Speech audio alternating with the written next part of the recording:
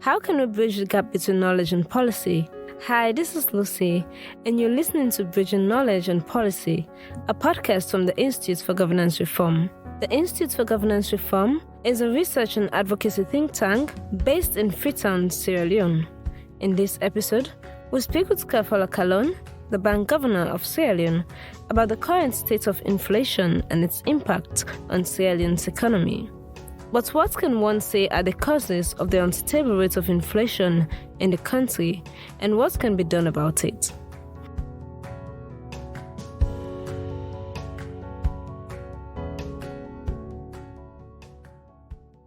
Thank you so much for being here today. And today we're going to talk about the inflation in Sierra Leone. So what would you say is the current state of inflation? Inflation is very high. We don't measure it. Statistics Sierra Leone measures it. It's about 24%. So how would you want to analyze the situation in Sierra Leone, the present situation? Well, firstly, we have to understand that prior to COVID, when I took over as governor, inflation was around 18%. And we focused on bringing inflation down because we know that once you bring inflation down, you can also stabilize the exchange rate. There's a doctrine called the purchasing power parity doctrine, which just says that the rate at which your currency depreciates is equal to the difference between your inflation rate and the inflation rate of your trading partners. So we figure that if we can put a brake on inflation in this country, then we'll be able to stabilize the exchange rate, which we did from mid-2019 almost to mid-2020. If you ask anybody here, they will tell you it was 10,000 leones to the dollar and this, that. That was why I want to stabilize. I don't care about the number.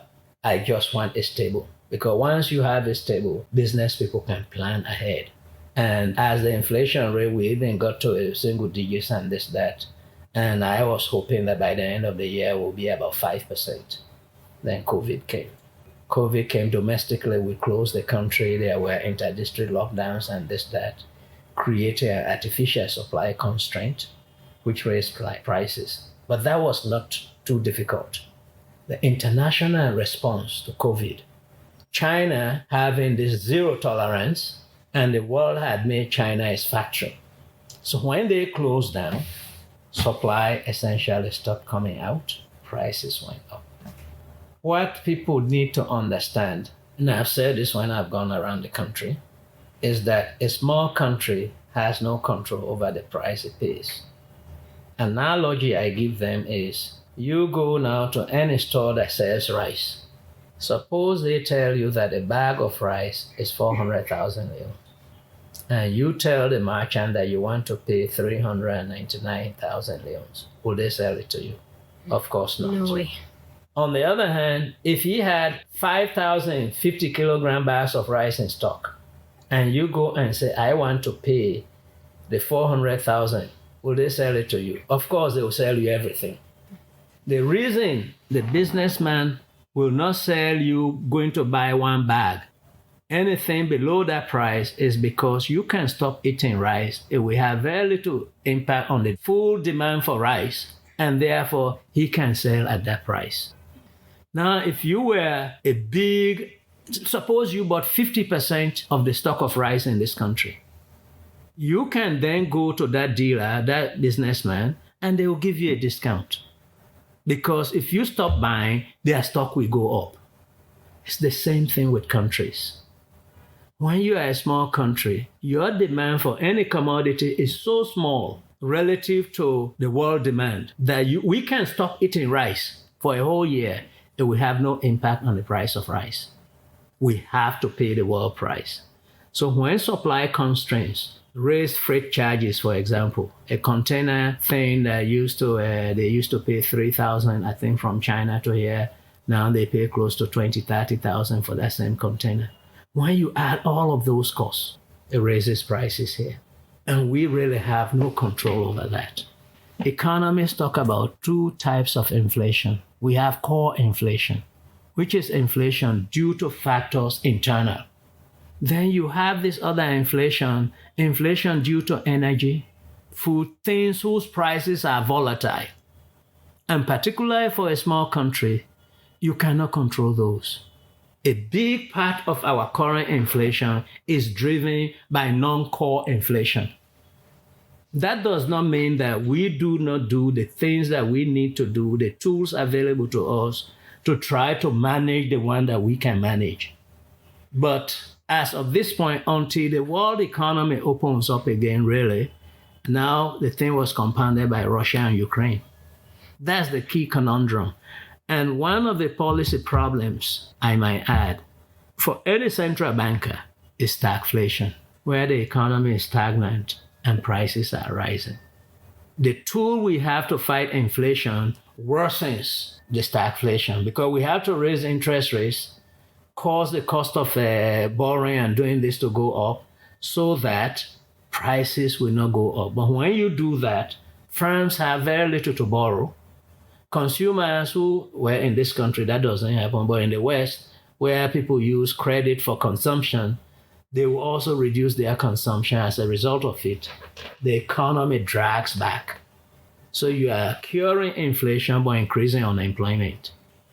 The tools that you have to reduce unemployment raises inflation in the short run. So that is the dilemma we have. In Sierra Leone, however, a country that has 2 generations of people who know nothing but trouble, the child soldiers and now their children, who will look for every opportunity to cause chaos. The policymaker, the monetary authority cannot be one-sided. So for example, by all means, I'm going to raise interest rates to 50%, bring inflation down. You do that, you may not have a country tomorrow. So it's a delicate balancing act. Okay, but what exactly can you say is it that the bank uses to measure the country's rates, like customer price index? We don't get that information. Statistics Sierra Leone measures the consumer price index. Oh. They report it to us and to the rest of the country. We hear it just at the same time as all of you hear it. And then our own economic policy has been we are indexing. I wouldn't even call it an inflation indexing policy. We take inflation very seriously, but I'm always also looking at the real side of the economy. For example, when COVID came and we saw people fighting for toilet tissue, say in America, we saw that on TV. The central banker in the United States would not worry about, if I continue the stance of my policy, are we going to have riots and the government overthrown and we all go back to the bush? They don't think about that because the system is stable. For me, as governor of a central bank in a country that has these 2 generations of Sierra Leoneans who feel that the greatest benefit you can get is to cause chaos, I had to say, okay, let's put some reserves out. Initially $50 million to bring in food into this country, medicine and this, that, so that people do not go out on the street and create chaos.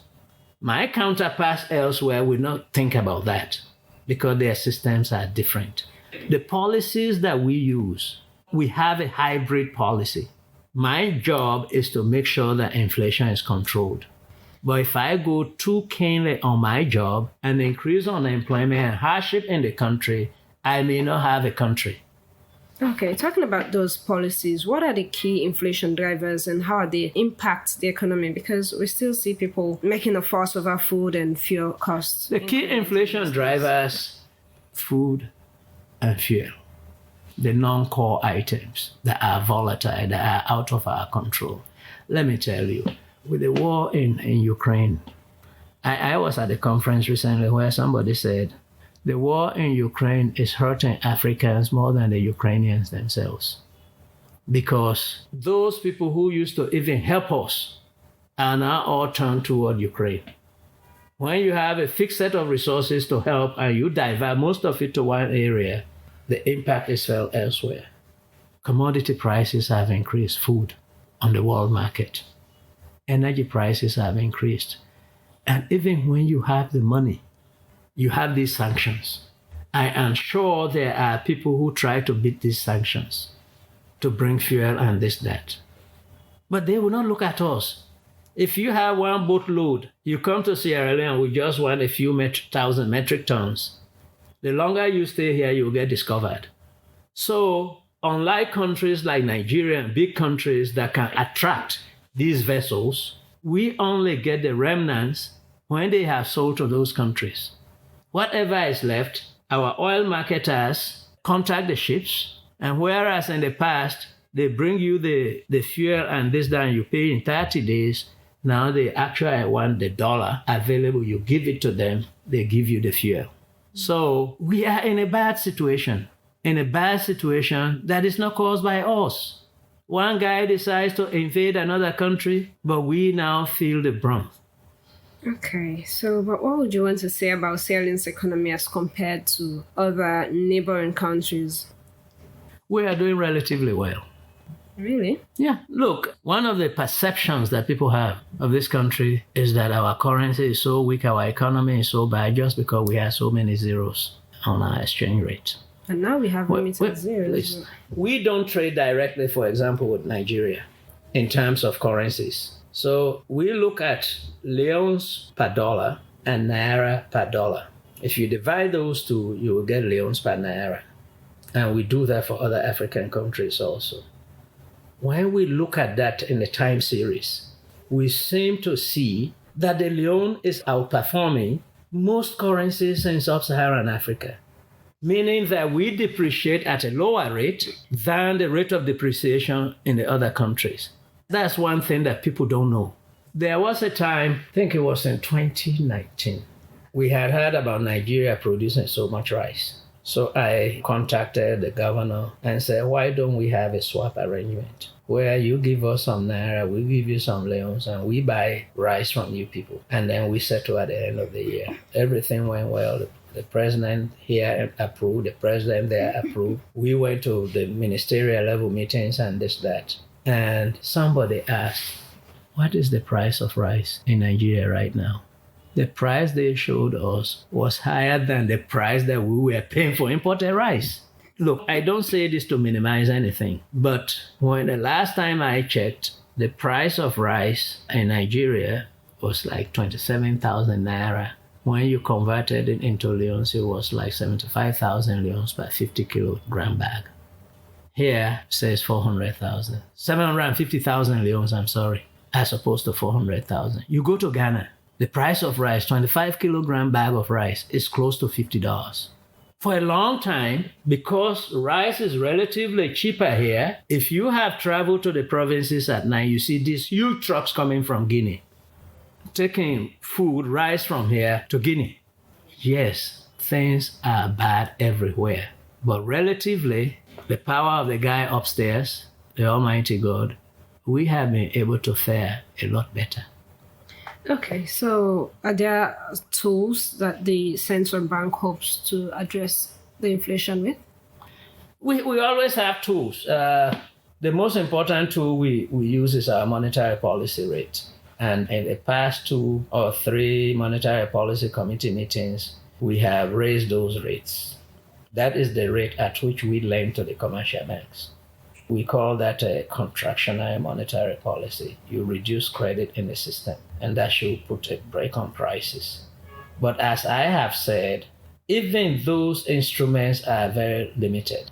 That's one. But 2, much of the inflation that is now feeding core inflation in this country is food price inflation, energy price inflation. If we were to take those 2 away, we might say that our inflation rate is relatively okay. But since COVID and now the war, those 2 things have been shooting up. The solution to that is not so much short-term macroeconomic policy by the central bank. It is those structural policies that we talked about earlier. We increase production. We change this country from a consumption economy to a production economy. Is there any hope for price control? Price control never works. I'm sure you've heard about toll line. Look, if I buy my rice at 350,000 and you tell me that I should sell it at 200,000, should I sell it? I will hoard it. When I hoard it, what happens is that, as it happened in the 1980s, now I will only sell it to people I trust and people who have big money to come and buy my goods. So when we have price control in this country, you had long lines because people hoarded.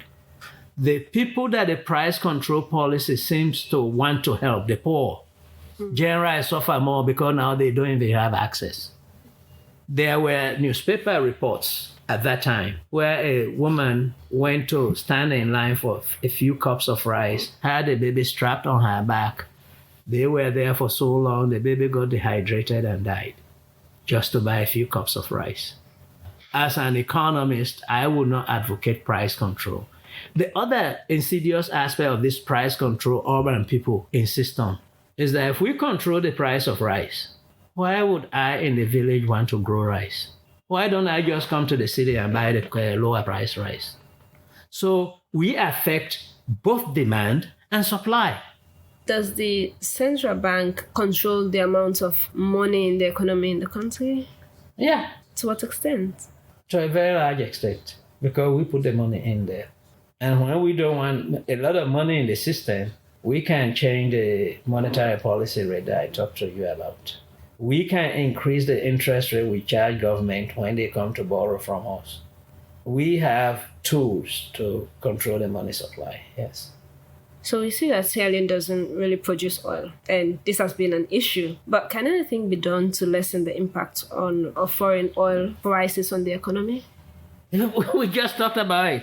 Sierra Leone is a small country. Yeah. Because Sierra Leone is a small country, it takes the price of oil as determined by the world market. Now, the government and even also the central bank have tried very hard to cushion the impact of this hike in oil prices on the average consumer. Firstly, I have gone to our development partners. Because we don't produce, much of the foreign exchange we get is given to us. And when it's given to us, it comes with conditions. You cannot use it for this, you can only use it for that.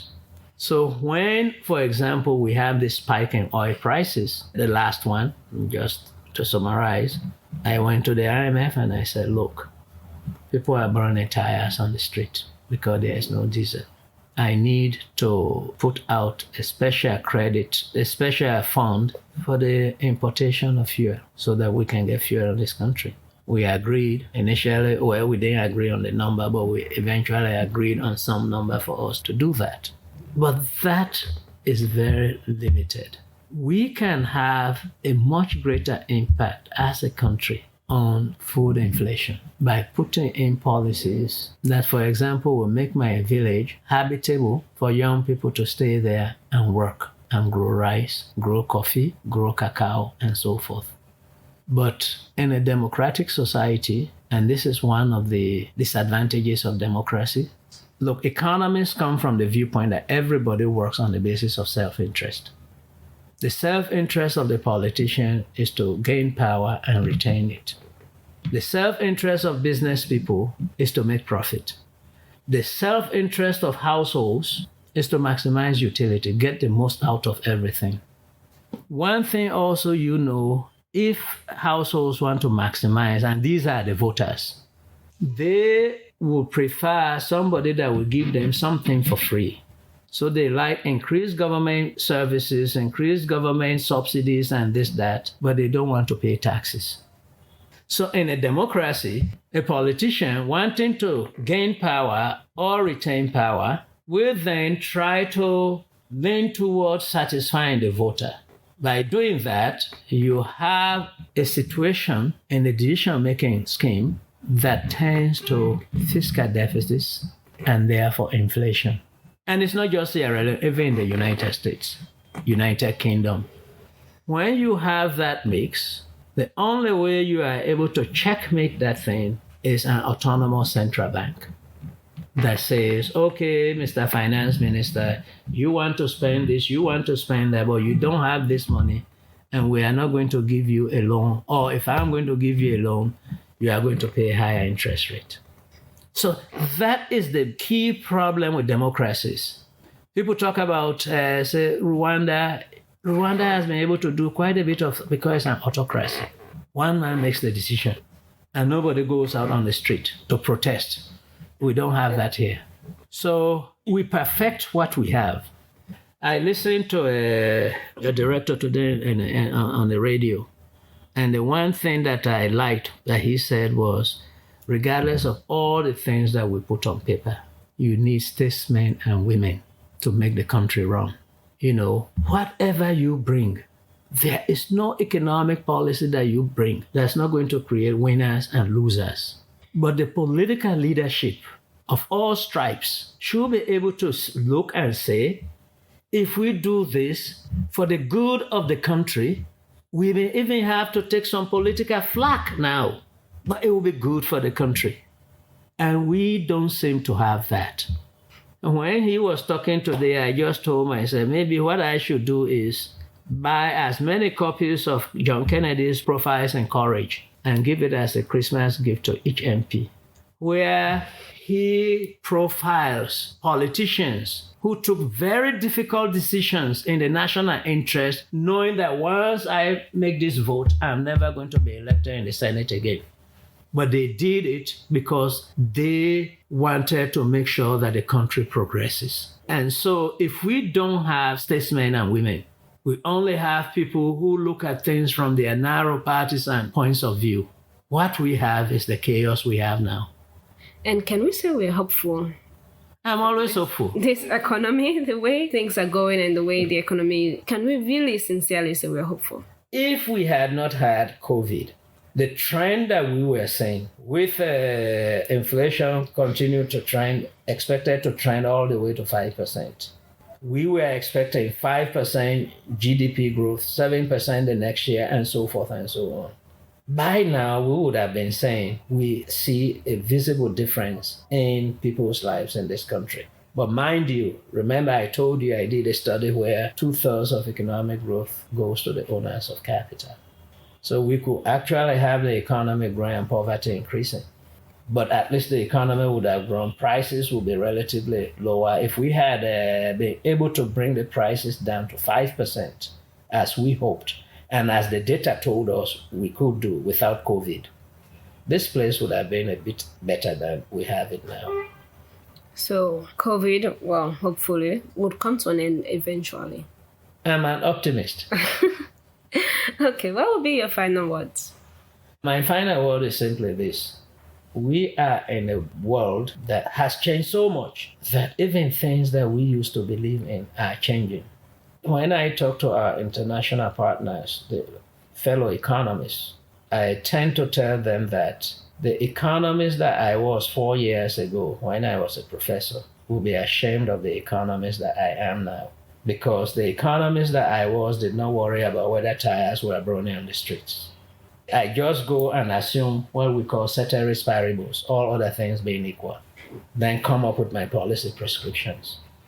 The economist that I am now looks at what happens to the average person and tries to do what we can within the limits of our resources to try to help make things a little better. What I will say to the people of this country is that, yes, things are tough, but you have some well-meaning people who are working day and night to try to do something to soften it a little bit. And we will not relent. We are not going to say because the war is there, we are not going to be creative. We have been quite creative by providing facilities to bring in essential commodities, providing facilities to provide fuel in this country. The central bank is still committed to, we provided a facility to provide low interest, I think 5% interest loans to agro dealers to be able to import agricultural inputs, fertilizers, seeds, pesticides, and that to grow agriculture.